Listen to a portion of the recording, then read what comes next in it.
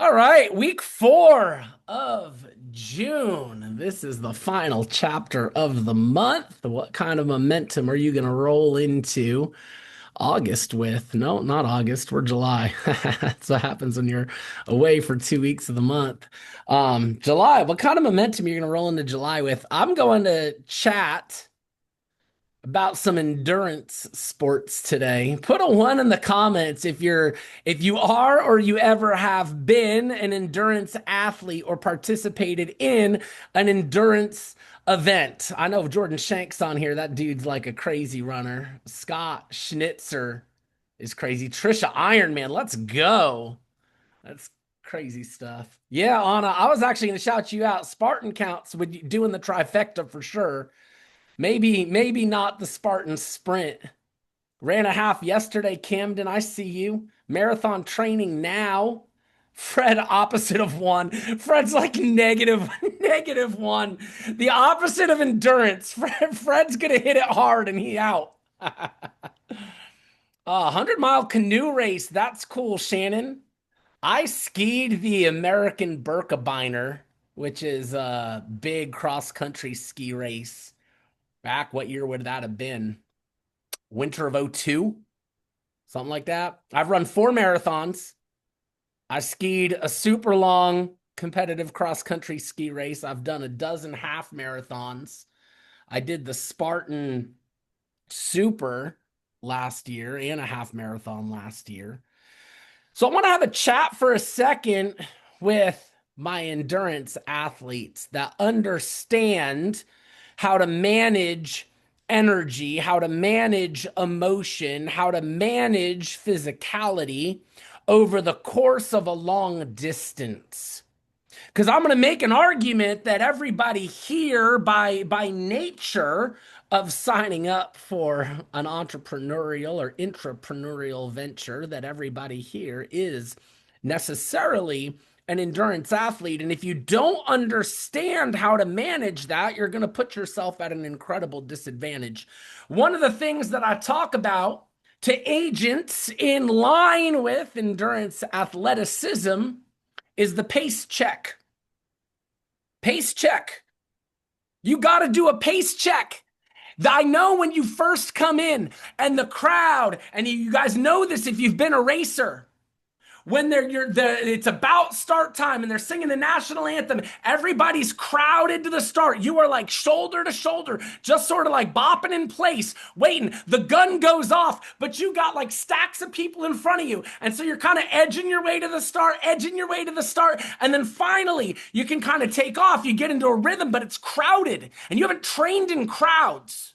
And so you're desperate to try to like break out and just find your space where you can get into a rhythm. So you get out of the start and you're dodging around people, you're moving, and now you start getting, and you're like, man, I got to get past these slow people. And what can happen so often in the course of the adrenaline, in the course of wanting to get started, in the course of wanting to find your space, those endurance athletes of mine, what happens in that moment so often is you start moving too fast. All that excitement, all that adrenaline, all that crowd, all that noise, all that hype, start going too fast. You come out of the gate rolling and you pace check. Whew, all right, I gotta tone this down. I gotta get into a rhythm. I gotta ignore the other people. I gotta run my race. It ain't about what they're doing. I gotta run my race. And there's 2 things when you're doing a pace check. There's 2 things you got to pay attention to. One is the obvious burnout. Making sure you're not going so hard you're going to burn out. There's another one, and it pops up for inexperienced runners more than anyone else. Are you making enough progress to even finish? If you're new and you're overwhelmed and you haven't trained and this is all new to you and you signed up for a marathon, but you ain't ever run more than 6 miles. And so you're worried about, do I even have what it takes to go the distance? You start bopping along, half walking, going real slow. And you don't want to know what you're up against. You're not up against burnout. You're up against the race is over. They're cleaning up the support stations. The finish line's getting packed into the truck and you didn't finish. And so you've got a pace check and balance to make sure, number one, am I making progress effectively enough to finish this race, or am I just stuck in place? And then secondly, I gotta make sure I'm not burning out. I gotta make sure I'm not going so fast. Amber Pearson texted me yesterday. And, always, as every high achiever does, beating herself up for where she is. She sends us a whole big long text message. My only response to her in one sentence was, there are no medals for mile 9. Oh, what are you beating yourself up for? You're in the middle of the race. Who cares? Oh, are people ahead of you? Yeah, there are always going to be people ahead of you. There's also people behind you. And it's so interesting when we play a comparison game, we never look behind us and compare ourselves to the people behind. We only look ahead. And I love that, but there are no medals for mile 9. Finish your race. Get into your rhythm. Make sure you're making enough progress to finish, but you're not burning yourself out. Tanner Vescia is on here. You guys got to meet Tanner on a Friday recently. And Tanner had the opportunity, the privilege to do a one-on-one with Ashton. And Ashton fixes him in one phone call. You're like, how the heck does that happen? And can I get a phone call like that? Well, here's how it happens. Tanner's ratios were all good. So what's the answer when your ratios are good? Do more. That's it. You just had to do more. Tanner was a case of somebody that wasn't moving fast enough. He was the case of somebody that wasn't making enough progress. He was doing enough to just barely pay lead spend, not getting ahead and wondering, man, when am I going to get profitable? And Ashton looks at his numbers and says, you're going to get profitable as soon as you do more. You've set yourself up to make sure all you're doing is paying your lead spend. It's not profitable. I'm going to give you 2 philosophies of production, and I see both of these play out. One philosophy is a database philosophy. This philosophy looks at leads in the same manner they're going to look at friends, family, anybody they can talk to. And what they're building in sales is they're building a database of people. And in that database of people, they connect with lots of people.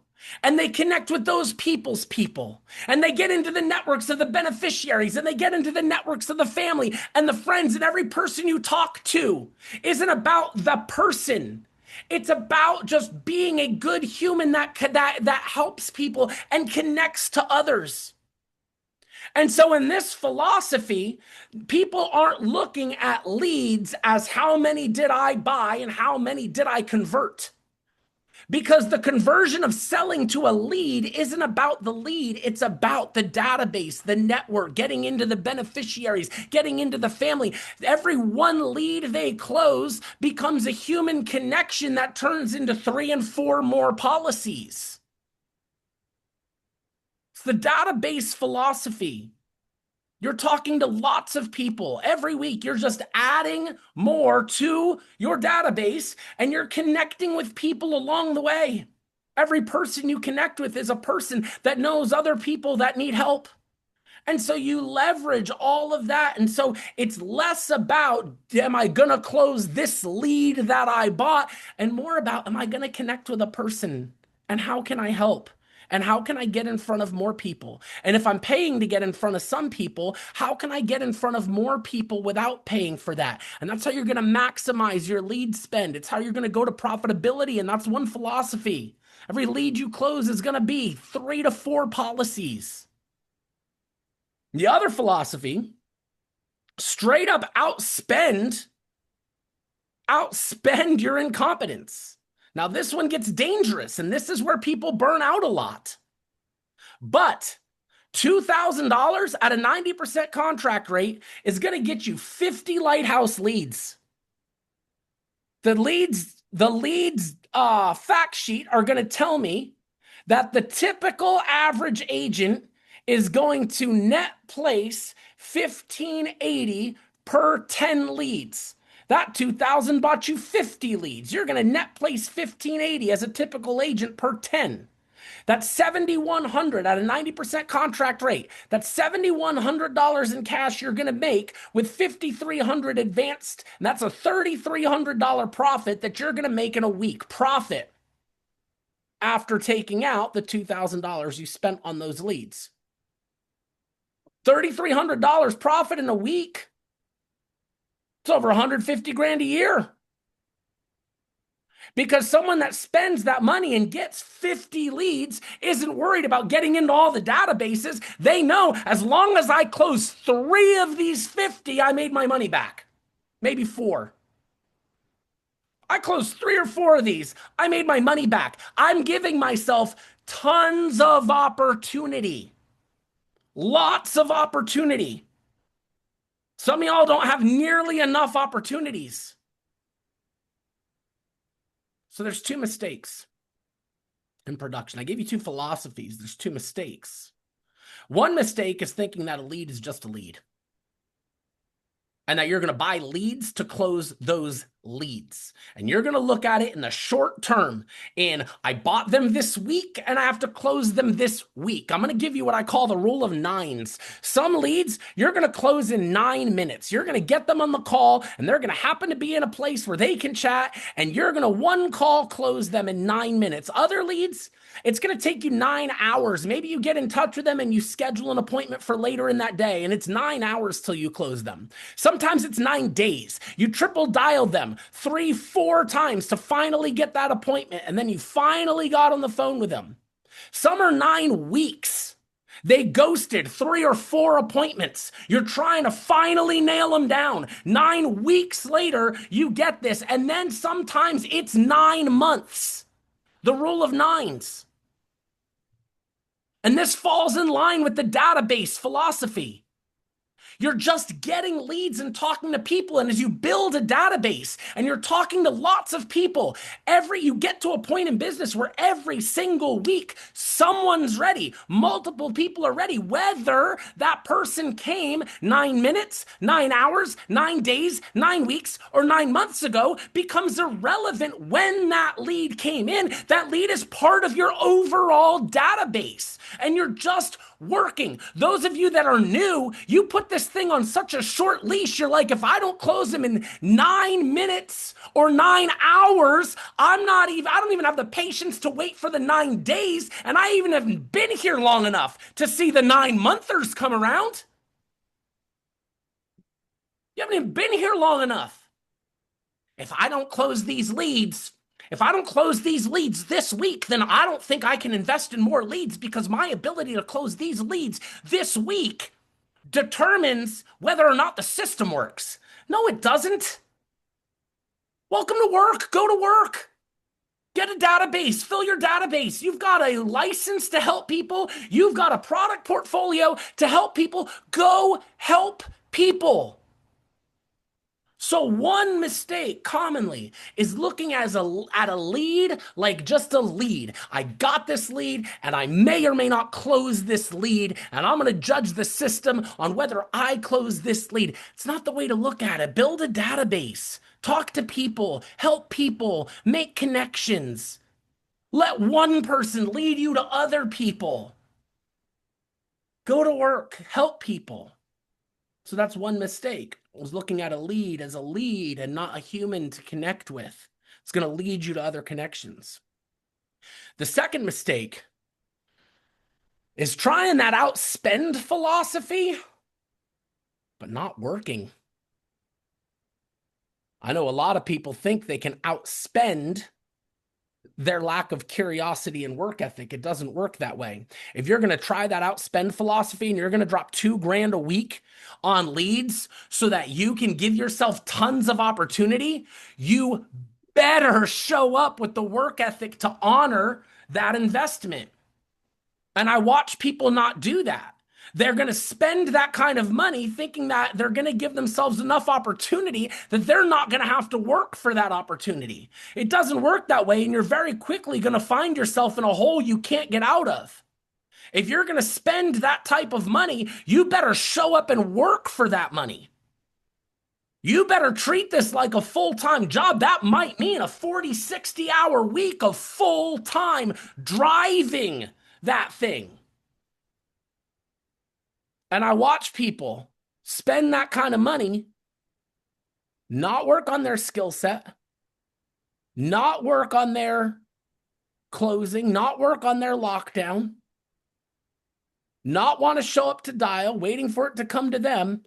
And then very quickly, they're in a deep hole and they're like, this thing doesn't work. Again, it's not this thing that didn't work. You didn't honor your investment.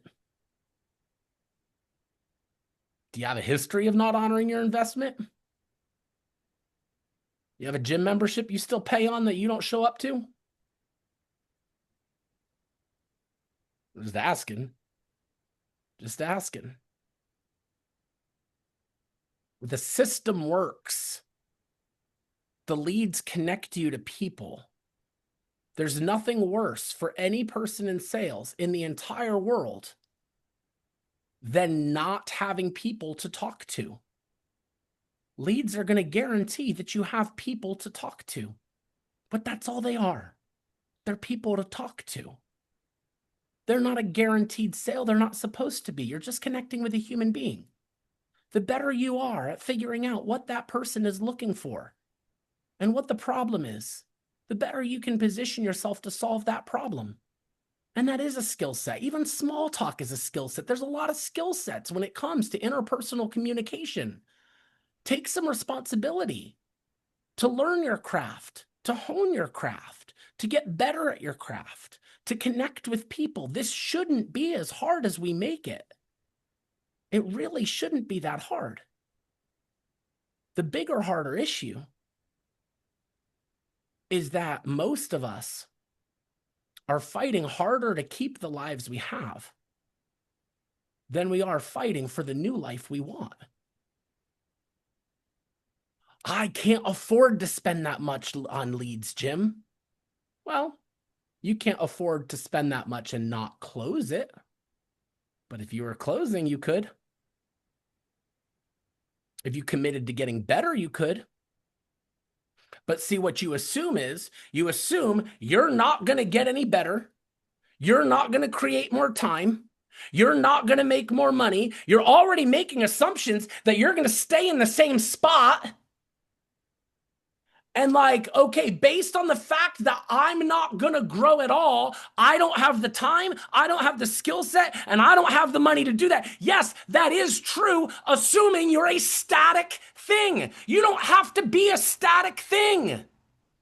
Why do you always assume? Why do we always assume we are static? We're not going to learn. We're not going to grow. We're not going to get stronger. We're not going to be in a better position. Why do we always assume we're static here and we look at where we want and we look at the investment and the cost to get there and we say, I can't afford that. And I'm like, of course you can't if you stay here. Of course you can't if you stay here. But you don't want to stay here.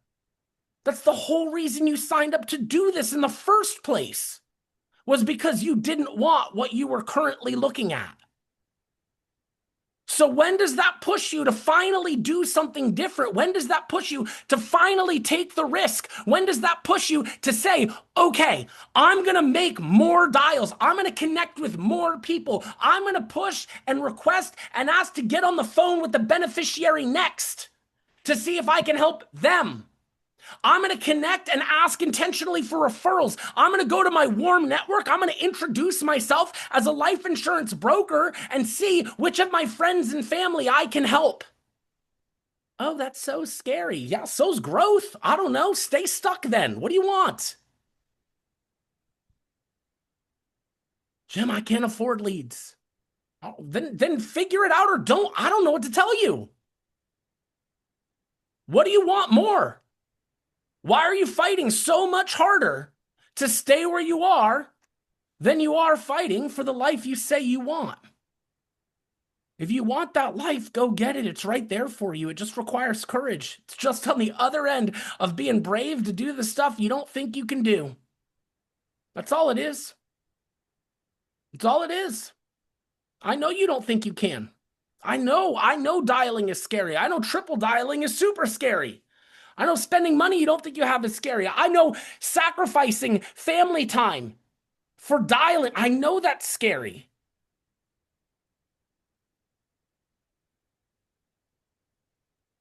And everything you want is on the other side of scary. Because the other side of scary is where you grow. Everything you want, it's not that it's just on the other side of scary. It's just that scary is what grows you, and everything you want is on the other side of growth. Everything you want is a reflection of the person that you are becoming. What you have right now is a reflection of the person you are. If you want more, you've got to grow to be a bigger, stronger version of yourself, which means you're going to have to face scary. That doesn't mean being dumb. Don't confuse courage with stupidity. Sometimes they look similar. I'm not saying to spend money you don't have that you can't afford that's going to put your family in debt. I am all about a profitable business. I also recognize that to get this thing moving, you've got to make progress. You can't just stay doing the same thing, 150 bucks a month on leads, month after month after month, barely giving yourself any opportunity to close anything, wondering why you're not moving forward is because your pace check is moving too slow to make progress. The race is gonna close. They're gonna put away the finish line before you get there. You got to actually pick up the pace. You're not at risk of burning out at all. You're at risk of literally trying to walk a marathon and it's not gonna finish. I don't want that for you. Pace check. Pace check. We often talk about pace check and think I'm coming for the people that are doing too much and are gonna burn out. There's a whole other group of y'all that ain't doing enough and aren't gonna get through this race. It's both. It's both. Pace check. It's my Monday morning message. Pace check. All right. Let's stop recording, open up some breakout rooms.